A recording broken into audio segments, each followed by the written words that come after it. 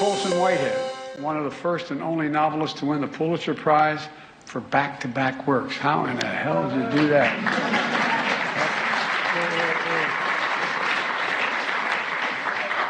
Pretty good, man.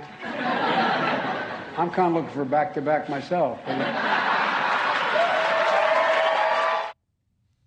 Today's joke about back-to-back wins is just the latest indication from President Biden. He wants another term in the White House.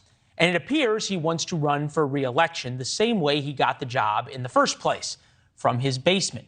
The man who promised the most transparent administration in history has held the fewest number of presidential press conferences of a modern president, going back all the way to George H.W. Bush.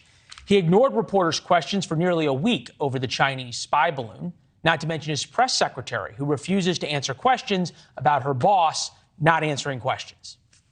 You're going to have an opportunity, or your colleagues will have an opportunity to ask questions during the pool spray of the Oval, at the Oval that happen every time a head of state visits. This is coordinated. That's not true. He's answered questions. We get yelled at. It's not. Here's shouted down when we're in the shouted at us to get out. I hear you guys. I hear you guys. I cannot speak to who's going to take questions or who's not going to take questions. Chris Hahn's here, host of the Aggressive Progressive podcast. You know, I'm old enough to remember when not answering the press's questions was a threat to democracy. Let me just stipulate this at the outset. I think Joe Biden should do a press conference. I think he should take the press's questions. I stipulate that. I'm not going to argue with you about that. You're right. I agree 100%. Wait, hold on. Could we get some tests done if this is the real Chris Hahn? You got the tape now. You can use that for anything you want in the future. Just, pay me a royalty or something. But here's the thing, and I think you'll agree with me on this.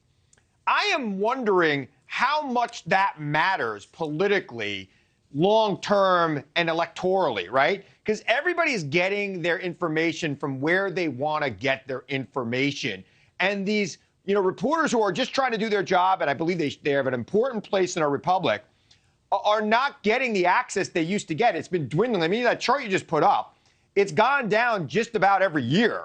And it's going to continue to go down with every presidency because there are fewer outlets and there's fewer need to communicate through those outlets. They have so many other arms to communicate. Yeah. They could target directly to the people they're trying to influence without the filter of a reporter. And I think that's part of the problem here for the press going forward. And I think it's a problem to democracy. And I agree on that part. All right. We're not talking right about the elephant in the room, which is Donald Trump. I used to be out there for Marine One departures, which is where the video of President Biden walking back and forth and ignoring the reporters.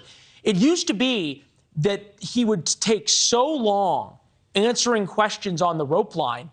Sometimes we would run out of questions. Other times, the Secret Service would have to have the decoy helicopters that circle above go land and refuel, because he took so long answering questions. So how is it you say that they don't have to talk to the press, or President Biden doesn't? You're probably right about that. But how much of that is because he's being given a pass by the White House press corps on this substantially, in a way that if President Trump didn't talk to the press for 3 days, it was somehow a national crisis? Well, let me just stipulate that when President Trump stood at that press line, he wouldn't always tell the truth at that press line. He would answer a lot of questions. No politician tells the truth. That's why they're politicians. We have you on because you do tell the truth. I try, and I tell it as I see it. And look, I get the frustration, and I think the White House press corps has given him a little bit of a pass, but I think the time is running out on that pass. He gave a very long press conference at the end of last year, or maybe it was October. I can't remember what it was. And he spoke for about 2 hours. You and I talked about it that night. It was a very... Joe Biden was furious. It was an impressive... Joe Biden was furious. Let's talk, though, about what this means for 2024. Biden versus Trump, Biden versus DeSantis polling. In both of these cases, the Republican is up 2 points. Now, we can all agree that polling at this point doesn't matter. We can all agree that it's early. Neither DeSantis or Trump is really road tested right now. Joe Biden's out there, so it's more of a referendum thing. But still, Donald Trump was never up against Joe Biden head-to-head matchups during his time as presidency. Thanks for watching. Go to newsnationnow.com to find NewsNation on your television provider.